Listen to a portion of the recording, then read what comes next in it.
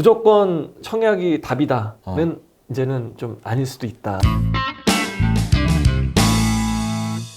네, 안녕하세요. 반갑습니다. 너네 자산운용 저희가 2024년 신년 기획을 맞이해서 증시에 대한 전망들 그리고 각종 시장에 대한 전망들 아주 유명하고 또 저명하신 분들을 모시고 저희가 계속 특집으로 보내드리고 있는데요. 이 마지막으로 또 이제 방점을 찍어줄 부동산 시장 이야기 해보도록 하겠습니다. 예전에도 저희가 한번 인사를 드렸던 분인데요. 그때 너무 좋았어서 다시 모셨습니다. NH투자증권 정보현 부동산 수석연구원과 함께 하겠습니다. 어서 오십시오. 예, 반갑습니다. 반갑습니다. 안녕하십니까. 정보현입니다. 다시 와주셔서 감사드리고. 불러주셔서 감사합니다. 새해 복 많이 받으시고. 예, 새해 복 많이 받으십시오. 새해 복 많이 받으십시오. 바쁘시죠?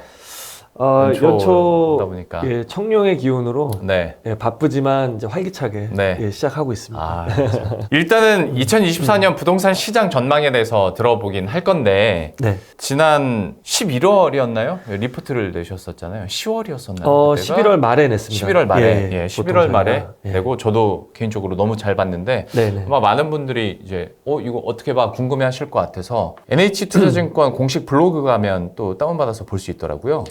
예, 맞습니다. 저희가 매달 부동산 조사 분석 자료를 네. 저희 NH투자증권 네이버 공식 블로그를 통해서 업로드를 하고 있고요. 네. 보통 저희가 이제 매년 11월 말쯤에 그 다음 연도에 대한 이제 전망 자료를 보통 게시하거든요. 네. 그래서 오늘 물론 이제 방송을 위해서 업데이트를 해서 오긴 했지만 올해 전망 자료를 말씀해 주신 대로 이제 11월 말에 게시를 해놨습니다. 네, 그래서 궁금하신 분들은 포털 사이트에 한번 치면 금방 나오니까요. 참고해 주시길 바라겠고 그러면 업데이트된 수치와 또 전망까지 오늘 이야기를 한번 나눠볼까 하는데요. 일단 지난해 시장이 어땠었는지부터 한번 총 정리를 해보고 네. 그다음에 그걸 토대로 2024년 전망을 해보도록 하겠습니다. 작년 부동산 시장은 좀 어땠다고 정의 내릴 수 있을까요?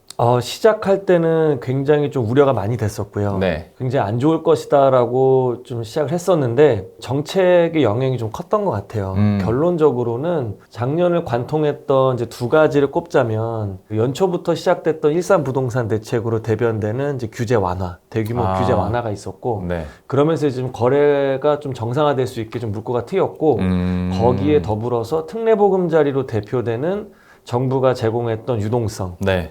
그 힘에 힘입어서 사실은 이제 좀 더 하락이 좀 있고 조정이 있었어야 되는데 회복이 예상보다 좀 빨랐다. 그래서 계속 1년 내내 저점을 다지면서 왔던 것 같아요. 예. 그 무주택자 서민으로서 저도 완전 공감하는 그 네. 특례 보금자리론이나 뭐 예, 이따가 예. 더 얘기를 할 거겠지만 네. 근데 또 작년 상반기를 생각한다면 사실 레고 사태 때가 저는 제일 먼저 떠올라가지고 네네. 네. 그때 당시에도 그래서 야 부동산 PF 막 예. 그런 얘기 참 많이 했잖아요. 맞아요. 네. 어쨌거나 주요 정책들로 어느 정도 부양이 됐던 시장이고 네네. 그리고 작년 말에는 또 분위기가 좀 달라졌기 때문에 네. 그 부분에 대해서도 한번 짚어보도록 할 텐데 그러면 일단 지난해 전월세 시장이 어땠었는지부터 한번 시작을 해볼까요? 네네. 그 작년 하반기 때 역전세라는 얘기를 많이 했었어요. 맞아요. 그래서 2020년도 임대차 3법 도입 이후에 가격이 급격하게 상승하면서 2년 만기가 돌아올 때 가격이 좀 떨어지니까 여기에 대해서 이제 임대인들이 반환해줘야 되는 전세 보증금이 늘어나고 네. 그러면서 좀 역전세 얘기가 많았는데 생각보다 역전세 우려가 좀 빨리 잡혔고요. 그러니까 그 전세 수요가 좀 증가하기 시작하면서 좀 회귀하고 가격이 좀 상승을 했습니다. 그러니까 전체 시장을 놓고 보면 매매 가격 대비 전세가율은 한 50% 정도, 네. 좀 반 정도까지 다시 차오르기 시작했고, 이거는 이제 금융시장의 사이드하고 공간 시장의 수급 사이드하고 좀 살펴보면 상승에 대한 이제 상방 압력이 좀 많이 있는 것 같아요. 먼저 금융시장의 영역을 좀 살펴보면. 네. 전세 보증금을 내야 하는 임차인 입장에서 네. 집주인에게 보증금을 내는 게 유리할지 네. 아니면은 대출을 받아서 은행에 이자를 내는 게 유리할지를 좀 고민을 할 텐데요. 그럼요. 근데 전세 대출 금리가 급격하게 상승을 하면서 월세가 좀 유리해졌던 시장이 이제 작년까지였고 네. 그러니까 작년 추석을 지나면서부터 전월세 전환율이 다시금 이제 좀 높아지면서 대출 금리가 상대적으로 메리트가 좀 있어진 거예요. 그러면서 월세로 돌아갔던 임차 수요가 다시 한번 전세로 회귀했던 이제 그런 모습이 좀 있었고요. 그리고 공간 시장에서 살펴보면 수급 여건을 저희가 좀 따져봐야 되는데 전세 매물이 계속 감소를 하고 있습니다. 네. 그래서 작년 시작했을 때와 비교하면은 30% 정도 물량이 좀 감소를 했어요. 그러니까 사실은 이제 매매는 가격이 좀 높아지면 네. 떨어질 때 사야지라고 할 수 있는 대기 수요가 있는데 네. 임대차 시장은 대기 수요가 없습니다. 그 만기가 돌아오면 전세든 월세든 바로바로 또 계약을 해야 하고 그렇죠. 밖에서 추운데 노숙할 수는 없잖아요. 그렇기 때문에 대기 수요가 없어서 이런 입주 물량에 상대적으로 더 탄력적으로 빨리빨리 반응을 좀 하는데요. 매물이 또 감소하고 있고 올해 입주 물량도 없고 새 집도 없고 하다 보니까 그리고 여기다가 집값이 좀 주춤하고 있으니 네. 이제 저도 한번 고객님들한테 물어보거든요. 집값이 떨어질 것 같으면 집을 사서 내 집 마련할 것 같으세요? 아니면 전세로 한번 선회하시겠어요? 하면 대부분 심리가 안 좋으면 집을 살 수 있는 구매력이 있다 하더라도 전세로 한번 이렇게 선회를 하지 않습니까? 맞습니다. 예, 그래서 매매 수요 심리는 좀 위축된 반면에 전세 수요는 더 커졌고 뭐 말씀드린 이제 금융시장의 어떤 영향과 그리고 수급 여건에 따라서 전세 시장은 올해는 좀 회복할 것으로 좀 생각을 하고 있습니다. 그러면서 이제 전세가율이 올라가는 거예요? 그렇죠. 매매 가격은 좀 약보합을 보이면서 이렇게 갈수록 조금 이렇게 완만하게 떨어질 것 같고 네. 전세 시장은 좀 이렇게 올라오면서 매매 전세 갭이 좀 이렇게 붙는 이 갭이 좀 축소되는 이제 그런 시장으로 전망을 좀 하고 있는 거죠. 완전 부동산의 비전문가로서 네. 유튜브 쇼츠를 통해서 듣는 그런 카더라 통신들을 들어보면 네. 이렇게 붙을 때 네. 그때 사야 된다고 얘기 많이 하던데. 사기 좋은 시장이 되는 거죠. 네. 우리가 좀 돌이켜보면 2017년 뭐 파리 대책이 나왔을 때 그때는 전세가율이 서울 같은 경우도 70%가 넘었어요. 그러니까 10억 정도 되는 중위 가격에 전세가가 7억 정도 되니까 이자가 없는 전세 보증금을 이제 무이자 대출 효과가 있는 거를 안고 사면 네. 3억이면은 살 수가 있었던 그러게요. 시장. 네. 예. 근데 지금은 한 50%니까 반 정도까지. 그래서 올 한 해는 이게 좀 붙는 시장이 되는 거죠. 예. 근데 투자는 아직까지는 좀 위험할 수 있을 것 같아요. 네. 이게 전세가율이 좀 차오르고 매매 전세 갭이 좀 붙으면 네. 그 이후에는 좀 투자하기에는 좀 우호적인 환경이 될 것 같은데 네. 아직은 실수요 시장, 투자보다는 실수요가 시장을 좀 끌어가고 있는 그런 모습입니다. 그러면 이제 뭐 실수요 시장과 또 투자 시장 얘기가 잠깐 나온 김에 네네. 그럼 매매 쪽으로도 한번 지금 상황을 한번 살펴보도록 할게요. 네네. 사실 이거는 물량, 수요, 공급 측면에서도 봐야 되고 그래서 거래량도 우리가 팔로우업을 계속 해야 되는 부분이니까 그렇죠. 좀 어땠었는지도 동향 살펴주시겠어요? 일단 1년 전 지금에는 저희가 고점을 2021년 하반기부터 2022년 1분기 정도까지 보거든요. 네. 그때가 전국적으로 가장 고점이었고 그때 대비해서 한 20% 정도 하락했던 것 같아요. 체감하기로. 그러다가 1년 지나면서 지금 현재는 매매 가격 기준으로는 서울은 한 94% 정도까지 차올랐습니다. 고점 대비해서. 네. 그러니까 많이 회복을 한 거죠. 그러네요. 네네. 이런 시장이고 거래량이 서울 같은 경우는 3,000건 이상 6개월 이상 계속 유지가 되다가 네. 작년 추석을 기점으로 해서 온도가 확 떨어졌어요. 그러면서 지금은 2,000건이 채 안 됩니다. 1,800건 정도 되고 12월 달에 대한 거래량은 보통 우리가 신고 기간을 30일 두고 있기 때문에 네. 1월 말이 돼야 이제 정확하게 12월 달에 거래량을 좀 파악할 수 있을 것 같은데 11월까지는 지금 한 1,000 후반대 정도 되고 있고 금리가 급격하게 인상됐던 2022년 하반기 같은 경우는 한 780건 정도였거든요. 네. 그러니까 그때보다는 아니지만 지금 어쨌든 진정 국면, 소강 국면 이렇게 좀 진입을 했다라고 보여지고 있고 듣다 보니까 네. 문득 이거는 유추하는 건데 뭐 네. 틀리면 틀렸다고 말씀하셔도 돼요. 네. 그러니까 다 이런 기점 시점이 됐던 게 이제 추석 후 막 이렇게 얘기를 해주셨잖아요. 네. 추석 후에 뭐가 있었지 생각해 보면 그때 즈음에 그 특례 보금자리론이 좀 생각보다 일찍 이렇게 빼지 않았습니까? 그것도 영향이 있나요? 그 영향이 상당히 크죠. 그러니까 지금 굉장히 중요한 지점을 짚어주셨는데 추석이라고 제가 특정했던 이유가 네. 그 10월 달부터 해서 네. 정부가 제공했던 유동성이 이제 대폭 줄어들죠. 그러니까 특례보금자리론을 40조를 풀겠다라고 했었고 네. 이제 일반형과 우대형이 있었는데 일반형은 이제 운영을 더 이상 안 하겠다. 맞아. 예. 그리고 그 이제 하반기부터 DSR이 좀 더 확대가 되면서 네. 그 집을 사고 싶어도 소득이 받쳐줘도 이제 못 사는. 네. 맞아요. 그렇게 되니까 부동산 시장으로 흘러와야 될 자금이 좀 끊겼죠. 그러면서 거래가 급감을 하면서 10월 달에 처음으로 이제 3,000선이 하회되는 선으로 깨졌고요. 네. 11월 달에 이제 1,800까지 내려오게 된 그런 이제 배경이 있던 거죠. 제가 막 기억력이 그렇게 좋은 편은 아닌데 이걸 기억하는 이유 중에 하나가 물론 뭐 그렇게 많이 되지도 않았습니다만은 저도 워낙 특례보금자리로 네. 그리고 그때 당시에 50년짜리 주담대 맞아요. 막 이렇게 나오다 보니까 야 나도 이런 정부 정책에 따른 수혜를 좀 받아야 되나? 네. 그러니까 괜히 좀 마음이 그쵸. 이렇게 이런 표현 써서 죄송합니다만 좀 쫄리는 거예요. 그래서 네네. 나도 해야 되나?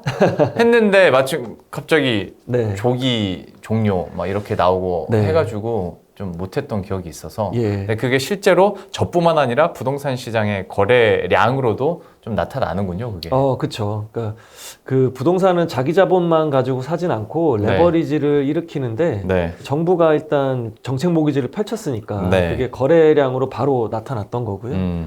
줄이니까 바로 감소를 했던. 네. 예. 그리고 사람 심리가 40조 원을 푼다고 하지만 선착순으로 일단 운영한다고 하니 그럼 먼저 받아야겠다. 그리고 초기 속도가 엄청 빨랐어요. 그래서. 맞아요. 그러면서 거래량이 이제 700건에서 3,000건으로 서울이 급격하게 좀 700에서 3,000이요? 네네. 4배 이상 상승하면서 물론 한 10년, 20년 평균선과 비교하면은 절반 정도밖에 되지 않지만 우리가 굉장히 급감했던 것과 비교하면 그래서 연착륙을 좀 이끌어냈던 이제 그런 정책 효과로 볼 수가 있는 거죠. 좀 초치는 말이긴 합니다만은 연착륙을 이끌긴 했는데 또 그것 때문에 지금 고통받고 있는 분들이 많잖아요. 그 이자에 대한 부담으로. 그쵸. 이게 이제 그 동전의 양면과 같은데요. 네. 그러니까 이제 둔촌주공 얘기를 아마 작년에 아마 했을 것 같아요. 그 12월 달에 일반 분양에 나서면서 1순위 경쟁률이 5대1이 안 됐죠. 네. 그러면서 이제 거의 예비 번호가 안드로메다급에 계셨던 분들도 순서가 와가지고 계약을 하셨는데 그분들은 더 떨어질 것을 감안을 하고 내 집이니까 실수요 측면에서 그냥 계약하자라고 하셨을 거고 그러면서 1년 동안 프리미엄이 엄청 붙었잖아요. 네. 그래서 누군가에게는 기회, 그 놓친 분한테는 좀 아쉬웠던. 그러니까 올해도 그럴 것 같고요. 네. 이게 누군가한테는 영끌이 되면서 네. 이자 부담이 굉장히 좀 버거울 수도 있고 네. 누군가한테는 그래도 투자에 대한 어떤 기회비용으로 또 보여질 수도 있을 것 같아요. 근데 그 얘기도 일단 준비도 다 해놨습니다. 네네. 그러면 이거는 제가 드린 그 질문이나 맹점 같은 경우에는 실수요자 같은 경우에는 너무 스트레스였을 텐데 네. 투자 관점에서는 분명히 또 빈틈 전략이 있었던 거네요, 이게. 보유하고 있는 동안에는 운영 수익은 없겠죠. 왜냐하면 네, 네. 이제 이자 부담이 커지고 거기서 발생되는 수익을 그걸로 이제 상계가 됐을 거니까. 그리고 지금 PF 시장도 마찬가지인데 비용이 커지다 보니까 수익보다 비용이 더 커진 거예요. 그러니까 갖고 있을수록 계속 마이너스가 그렇죠. 되는. 이제 그런 분들은 나중에 예상되는 처분 시점에 발생되는 자본 이득까지 없게 되면 네. 빨리 일단 손절을 하는 게 유리했던 거고 그게 네. 이제 금매로 상반기 때 많이 출회가 됐던 거고요. 지금은 이제 금매는 많이 좀 소진이 된 그랬다면서요. 그런 상황이죠. 생각보다 좀 조정이 빨리 지나갔어요. 네네. 원래 이렇게 뭐 6개월 만에 없어지진 않는데 너무 좀 빨리 지나가 듯한 그런 느낌은 있습니다. 총선 영향이 있다고 보십니까? 일단 총선까지는 네. 영향은 별로 없을 것 같아요. 왜 그러냐면 일단 총선 후가 중요할 것 같고요. 네. 총선 전에는 사실은 이제 활기를 띠기 위해서 이제 민심을 잡기 위한 네. 어떤 호재성 재료들이 좀 있을 것이다라고 생각을 했었는데 네. 지금은 사실 그게 국지적으로 많이 가격에 영향을 줄 것 같지는 않고요. 오히려 지금 막 계류 중인 법안들 있잖아요. 네네. 지금 한참 이제 뭐 실거주 폐지가 또 어떻게 될 것이냐 뭐 이것도 있고 다주택자에 대한 뭐 취득세 부분이라든지 아니면 임대사업자에 대한 것들 계류 중인 것들이 오히려 더 총선 이후에 국회에서 어떻게 좀 통과가 될 것이냐가 더 중요한 거지.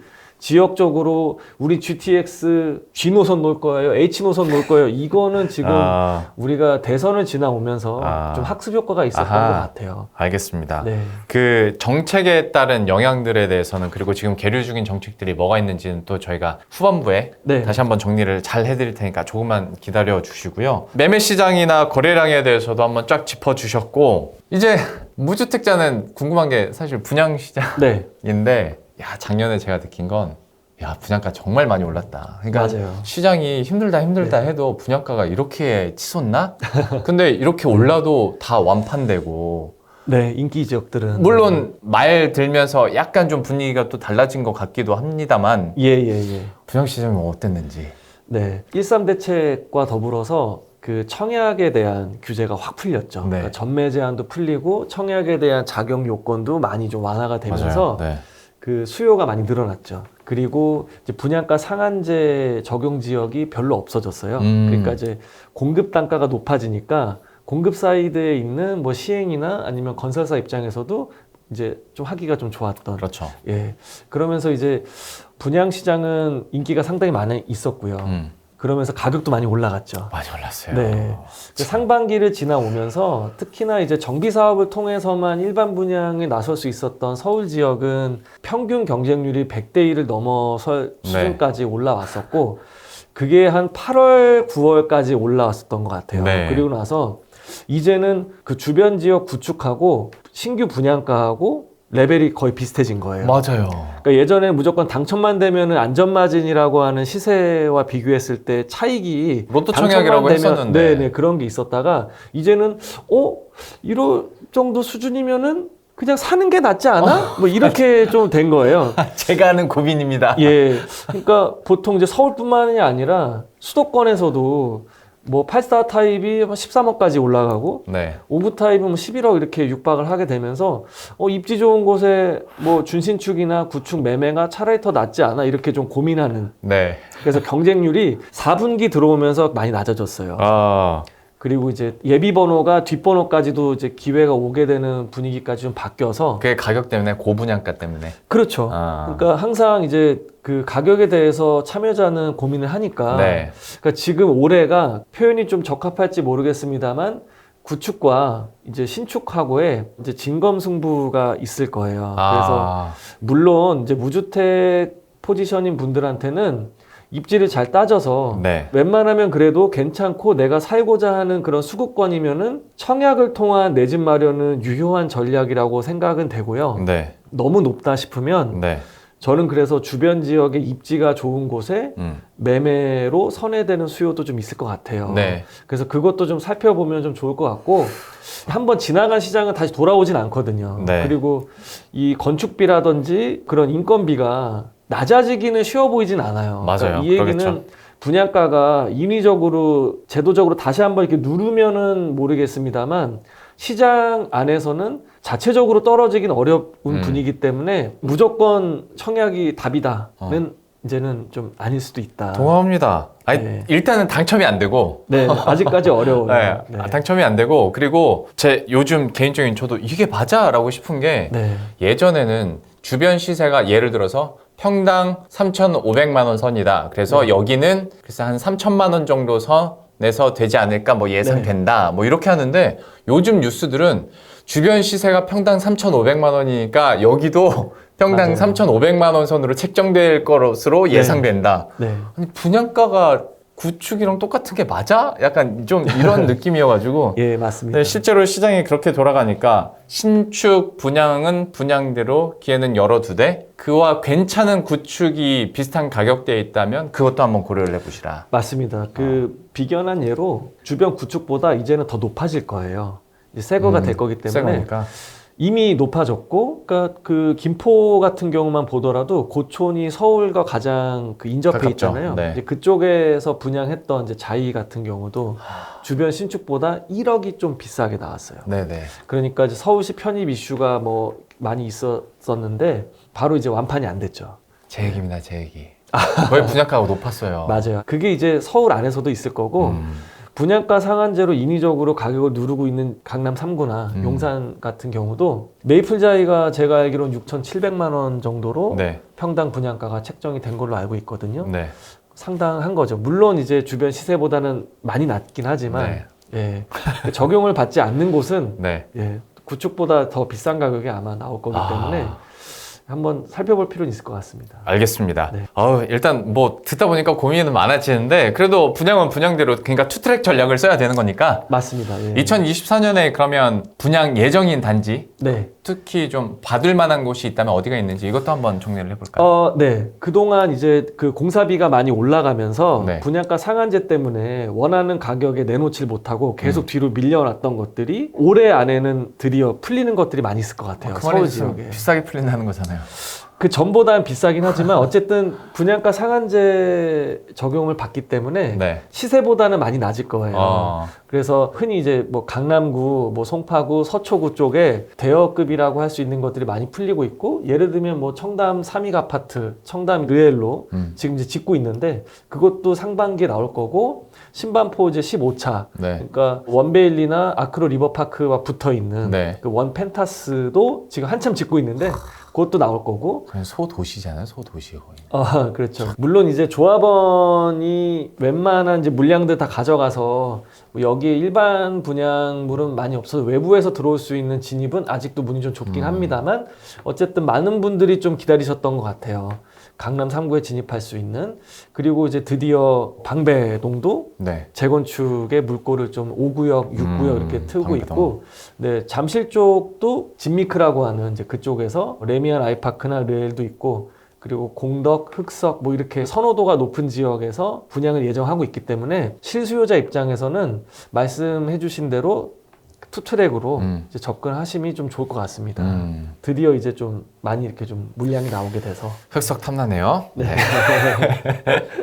자, 이렇게 해서 저희가 어떤 분양 예정 단지까지 짤막하게 정리를 해드렸고요. 어떤 부동산 시장에서 또 수요 공급 측면으로도 접근을 한번 해보도록 하겠습니다. 과연 시장이 또 이 수요 공급 측면에서는 어떻게 움직이면서 이게 또 가격에 어떤 변수로 작용할지 한번 짚어봐야 될 것 같은데요. 이쪽으로 접근했을 때는 좀 네. 분석을 어떻게 하셨어요?